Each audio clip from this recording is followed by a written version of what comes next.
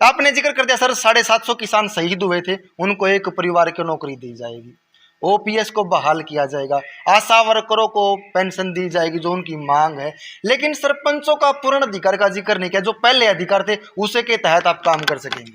बस सरपंचों के साथ तो ज्यादती हो रही है, मतलब ज्यादती तो सारे समाज के साथ हो रही है, सरपंचों के साथ तो इतना बड़ा अन्याय है, इतना किसी के साथ भी नहीं। मेरा क्वेश्चन था सर, अगर आपकी सरकार बनती है तो क्या सरपंचों को पूर्ण अधिकार के तहत, इसी क्रम में जेजेपी ने रैली करी थी, उसमें एक नारा था चाबी का निशान होगा, अगला सीएम किसान होगा, किस तरह से देखते हैं उस किसान चेहरे को? अगर वीरेंद्र सिंह जी को राष्ट्रपति जी की चिट्ठी आई और कांग्रेस के किसी नेता ने उसको रुकवा दिया, मंत्री ने बन दिया, हम भी उनका वीरेंद्र सिंह का साथ देंगे। इंडिया अलायंस में आम आदमी पार्टी शामिल हो रही है, उसके नेता संजय सिंह को गिरफ्तार कर लेगा, ये राजनीतिक स्टंट है या जो पहले शराब घोटाले में गिरफ्तारी हुई थी उसी के तहत संजय सिंह की गिरफ्तारी हुई? संजय सिंह की भी गिरफ्तारी गलत है और सत्येंद्र जैन की भी गिरफ्तारी गलत है, सिसोदिया भी गलत तरीके से जेल में डाला गया है, दोबारा से गोंदरा बनाना चाहते थे हरियाणा को। ये तो समाज की और इस प्रदेश की जनता ने कहा कि ऐसा हमारे मुसलमान भाई नहीं कर सकते।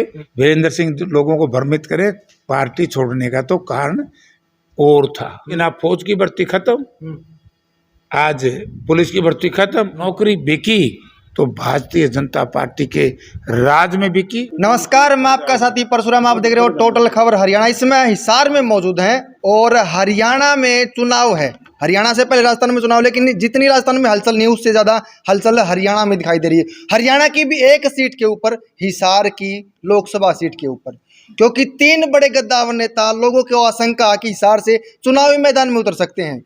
बिश्नोई परिवार से भी कोई चुनाव में आ सकता है, डिप्टी सीएम भी चुनाव हिसार से आ सकते हैं, और कांग्रेस के गद्दावर नेता जयप्रकाश उर्फ जेपी भी ताल ठोक सकते हैं हिसार लोकसभा सीट पर, ऐसा लोगों का मानना है। जयप्रकाश जी 3 बार सांसद रहे हैं, 2000 में बरवाड़ा से विधायक भी रह चुके हैं, 2004 में फिर हिसार से एमपी भी रहे हैं और हुड्डा साहब के बहुत घनिष्ठ माने जाते हैं।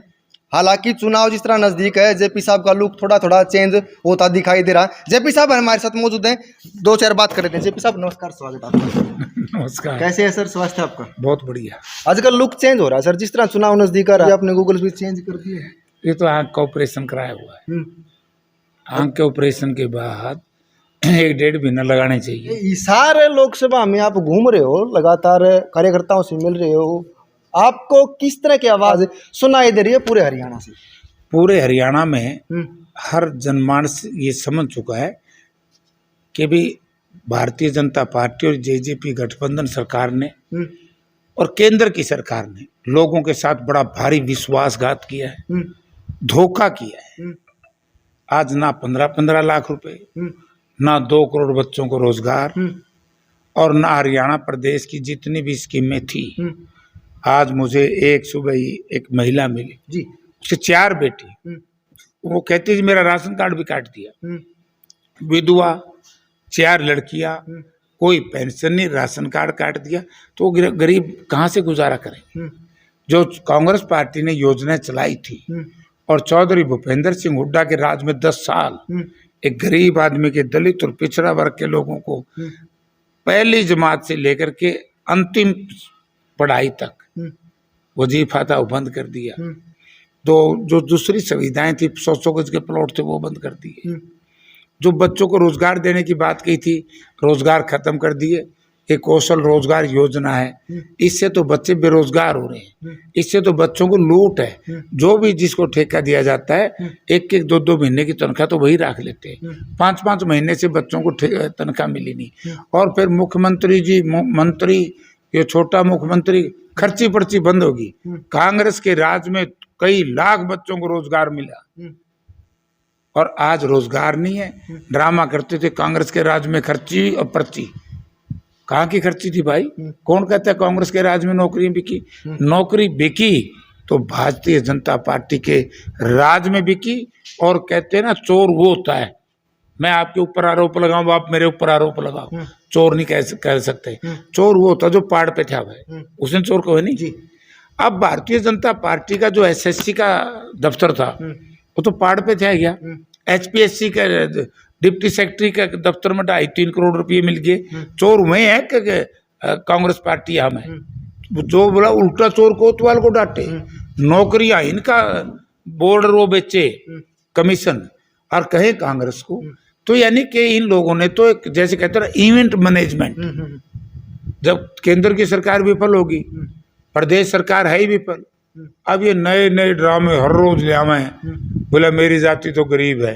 अरे मोदी जी, प्रधानमंत्री जी, माननीय जी, अगर आपकी जाति गरीब होती तो कम से कम जिस तरीके से चंद पूंजीपति लोगों को का जो ब्याज माफ हुआ है, जो लोन माफ हुआ है, जो डिफाल्टर थे कर्जा माफ हुआ है, अगर वो गरीब का कर्जा माफ कर देते तो बहुत अच्छा होता। हमारी बहनें, हमारी बेटियां माफ होगी ठिठुरती सर्दी में। इस जालिम सरकार ने उनके छोटे छोटे बच्चे गोद में थे, पानी से बचाव कर उनको लाठियों से पीटा। ओपीएस को लेकर के हमारे सरकारी कर्मचारी आंदोलन करते, लाठियों से पीटते हैं। हमारे जो छोटे दुकानदार भाई हैं उनका काम अमेज़न और ये 4-5 और कंपनी उनको दे दिया। तो आज हालत क्या है, मैं बड़ा आश्चर्य है, जब मैं सड़कों पे हम निकलते थे, कांग्रेस राज में हुड्डा साहब चीफ मिनिस्टर थे, एक एक गांव की सड़क के ऊपर, ये मैं ये प्रैक्टिकल बता रहा हूँ, और बीजेपी जेजेपी का कोई नेता अगर मेरी बात को ये कहे गलत है तो मैं माफी मांगूंगा, वरना इन लोगों ने जनता के बीच में अपनी गलती को स्वीकार करना चाहिए, माफी मांगनी चाहिए। सड़कों पे बच्चे दौड़ते थे कि मैं फौज में भर्ती हूँगा, कोई बच्चा कहता था मैं पुलिस में भर्ती हूँगा।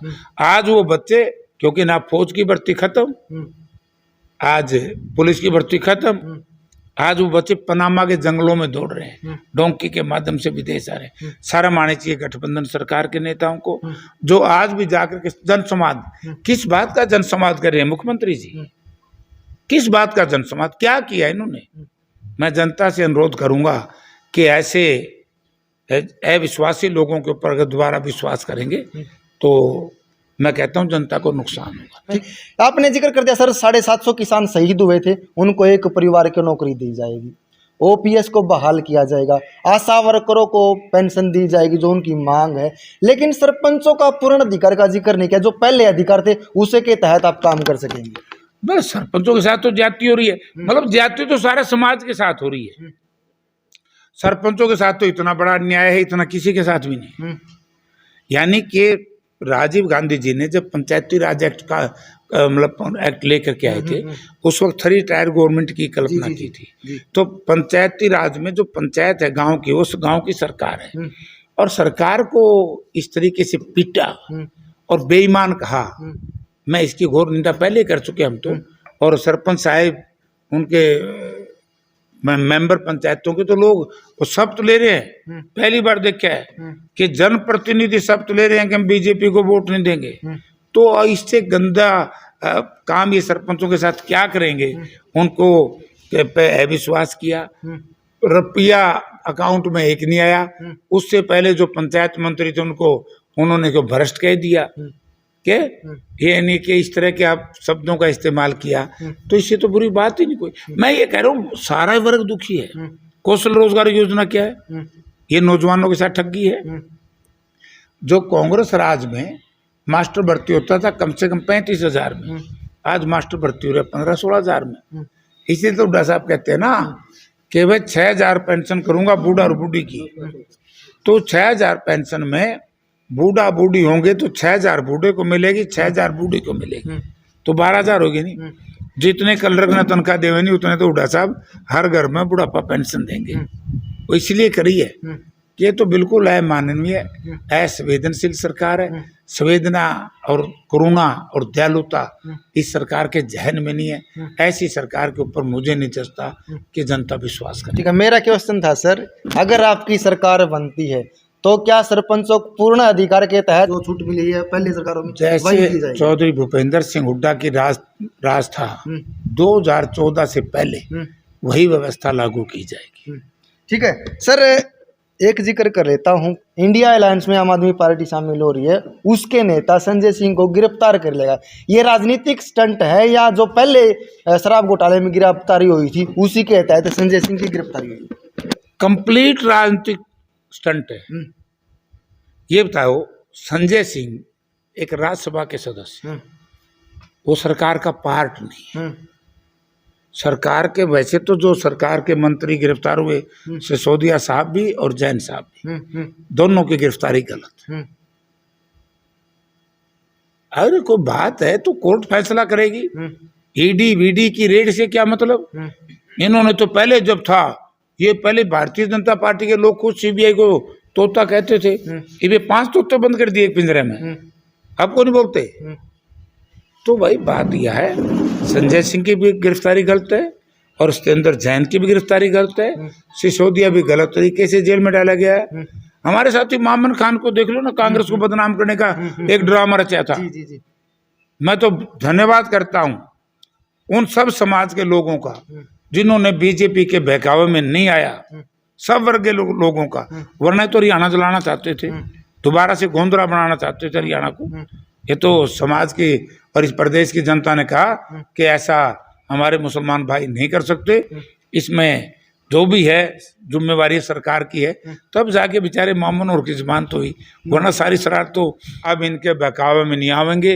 ये भी सर्जिकल स्ट्राइक कर लो, ये भी किम्मे कर लो, लोगों ने सब ने सोच लिया कि इनकी विफलता है, उसको छुपाने के लिए कौन कौन नया ड्रामा ले आओगे। कोई नहीं मानता इनका ड्रामा, सब ने कहने लगे बोले क्या ड्रामा ले आओगे भाई। के बाद में सर नूह मेवात मामले में जो अभी जिक्र किया, उसमें एक दंगा भड़काया था, हिंदू मुस्लिम के भाईचारे को कहीं बिगाड़ने की आस्था से, लेकिन लोगों ने उसको इग्नोर कर दिया। और लोगों का यह भी मानना है कि 2024 का चुनाव है, उससे पहले लोग ये शंका में है कि कहीं ना कहीं और कोई प्रोपेगेंडा न रच दे 2024 के चुनाव से पहले। एक को तो नहीं है, अब पूरी तो मुझे याद नहीं, तुम बता दिए, कई साल हो गए। आया शेर शोर मचाए दे करता, लोगों ने सोचा इसका तो रोज का काम है भाई। एकदम शेर आ गया, लोग उसने छुटाने को नहीं गए तो शेर खा गया उसने। ये बीजेपी अड़ा के स्टंटा था, लोग दुखी आगे, ये भी इनकी निमानदा कोई, ये किम्मे बना लियो, किम्मे कर लियो, चाहे धर्म का नारा दे दियो, चाहे जात का नारा दे दियो, चाहे देश और प्रदेश, देश और विदेश की सुरक्षा का नारा दे दियो, चाहे यार ऐसी नकम्मी सरकार हमारे फौजियों के ऊपर राजनीति करे, हमारे सैनिकों पर, हमारे जवानों पर राजनीति करे, तो इससे माड़ा सौदा नहीं हो सकता। है लोग तैयार है, ये कि मैं कर लियो, ये तो शेर की डाली पे तो लोग इन्हें खावेंगे।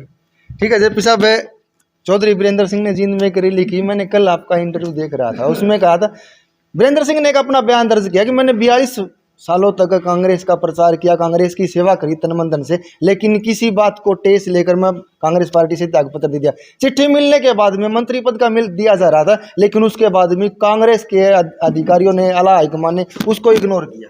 नहीं, वो लोगों को भ्रमित कर रहे हैं। मैं दोबारा फिर कहना चाहता हूँ, वीरेंद्र सिंह लोगों को भ्रमित करे, पार्टी छोड़ने का तो कारण और था, क्योंकि जब चौधरी वीरेंद्र सिंह ने पार्टी छोड़ी उस वक्त केंद्र में भारतीय जनता पार्टी की सरकार बन चुकी थी। उन्होंने तो ये भी कहा था कि मैं वीरेंद्र सिंह, राव इंद्रजीत सिंह, धर्मवीर कौशिक और उसका नाम लिया था पवार का, जो राज्यसभा के एमपी कृष्ण पवार, इसकी वजह से कांग्रेस की हवा बनी और बीजेपी की हवा बनी। ये तो जब वीरेंद्र सिंह है, जब तो ये एमपी बन चुके थे और कोई चिट्ठी नहीं आती। मैं व्यक्तिगत चौधरी वीरेंद्र सिंह के खिलाफ नहीं हूँ, लेकिन मैं उन नेताओं के जरूर खिलाफ हूँ जो लोगों को भ्रमित और बहका करके वोट लेते हैं, सच्चाई जनता के सामने रखते हैं। किसी को बदनाम करना ये गलत बात है। ना कांग्रेस पार्टी ने, राष्ट्रपति जी ने इनको कोई चिट्ठी दी। मैंने यही कहा कल भी कि वो बता दे चिट्ठी है कहाँ। अगर वीरेंद्र सिंह जी को राष्ट्रपति जी की चिट्ठी आई और कांग्रेस के किसी नेता ने उसको रुकवा दिया, मंत्री ने बन दिया, हम भी उनका वीरेंद्र सिंह का साथ देंगे। इतना बड़ा जुल्म करया, बताओ तो चिट्ठी कड़े है। अब तो उन्हें साथ मांगा हूं, साथ कुकर देगा बेला का, चिट्ठी बताओ, वो चिट्ठी दिखाई दो जो वह चिट्ठी खोई गई हो, जो ये 5 मंत्री बने थे वह चिट्ठी दिखाई दो। अगर वह चिट्ठी भी खोई गई हो, ये भी नया मंत्रिमंडल बनाया था 19 में, उसकी को चिट्ठी दिखाई दो। और जो चिट्ठी नहीं आई तो मैं कहूंगा कि कांग्रेस को बदनाम ना करो, क्योंकि बीजेपी के दिन लग चुके हैं, अब कांग्रेस के अच्छे दिन आ रहे हैं। हो सकता है कि चौर साहब ये सोचते हो वीरेंद्र सिंह जी कि भाई 10 साल पहला कांग्रेस में मौज कर ली, 10 साल फिर बीजेपी में मौज कर ली, ये फिर कांग्रेस में आ जाओ। ये तो ऐसा लग रहा है कि अब बीजेपी के लोगों की हालत ये है, जेजेपी बीजेपी की, जैसे जहाज नहीं हो समुद्री, तो जब जहाज में बैठते हैं तो कैप्टन माइक से, हम अंदर कैबिन में होते, ये कहता है भाई, वो बताता है भाई कैसे बचना है। बोला एक तो जो जीवन रक्षक जैकेट है, लाइफ जैकेट, वो आपकी कुर्सी का तलेदर ही है, लाला लो है वह भागा लियो। और फिर पावर बोट जैसे जहाज डूबेगा, किश्ती कह लो हिंदी भाषा में, इंजन वाली किश्ती बरोबर है, डूबता दिखे तो इनमें बैठ जियो ताकि तुम लिकट जियो। तो आज बीजेपी की यही हालत है। अब ये पावर बोट का सहारा लेके वह जैकेट पहन कर कांग्रेस में इनका सौदा डूब लिया।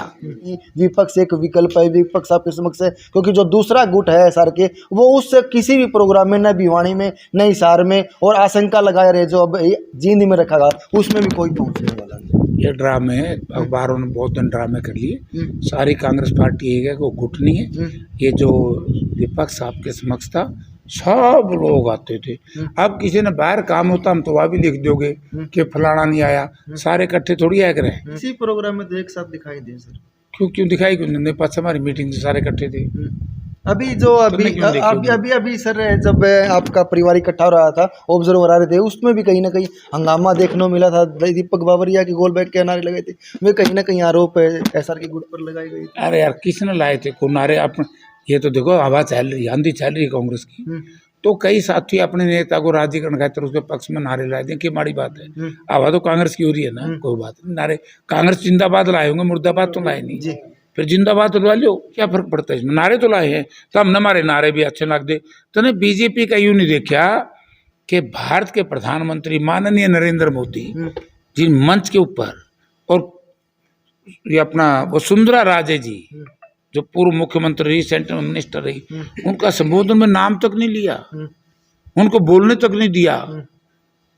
हरियाणा में क्यों रहे, डिप्टी चीफ मिनिस्टर कुछ कहता है, चीफ मिनिस्टर कुछ कहता है, इनके मंत्रिमंडल के लोग कुछ कहते हैं, तो हम वह बात को नहीं करते। मारली लाठी बजा रहे हो, इवन विपक्ष वालों को कह दो अपना घर की चिंता कर लो, हमारा घर सुरक्षित है।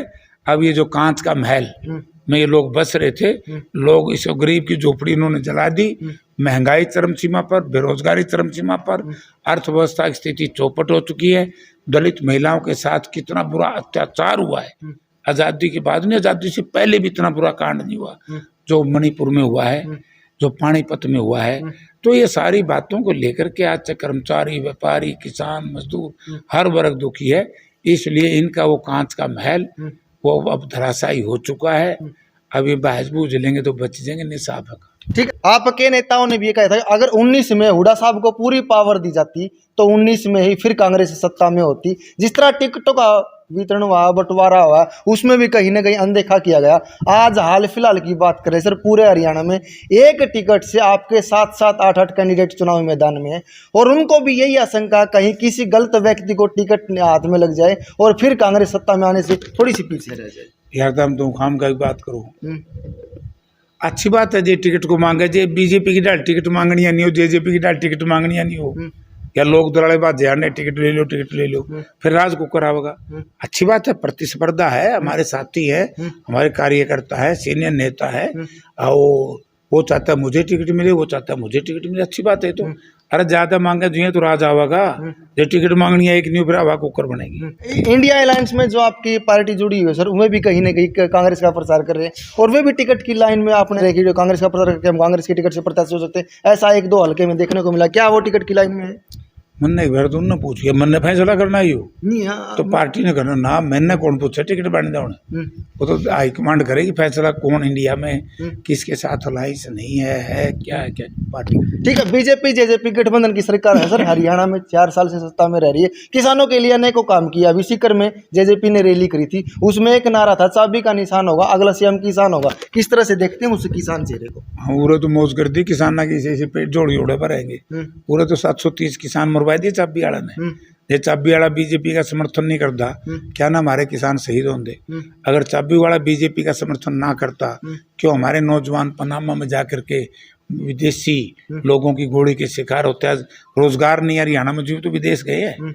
आज व्यापारी दुखी है, किसान दुखी है, मजदूर दुखी है, पूरे भी हवाई अड्डा बनावे थे तो बन गया, उड़ के दिखा तो जाए ना मेरा पट जाएगा पाछू एक ना कोई दिन उड़ गया साथ तो इसे उड़ा चाबी खोलेंगे ये तो ताले बैठ दो चल रहे हैं जड़ा जावे ये तो कोई ताला खुलेगा ये तो चाबी नकली ले रहे हैं ताला भिड़ेगा।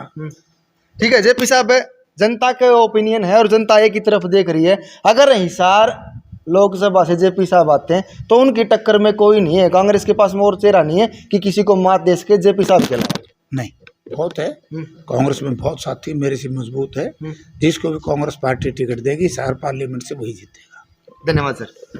फिलहाल हिसार में मौजूद जयप्रकाश उर्फ जेपी जी हमारे साथ मौजूद है। 2024 का चुनाव नजदीक है, उस चुनाव से पहले जिस तरह चुनाव की सरगर्मियां तेज हो रही है और कांग्रेस ने घोषणा पत्र देने से पहले वायदे किए हैं।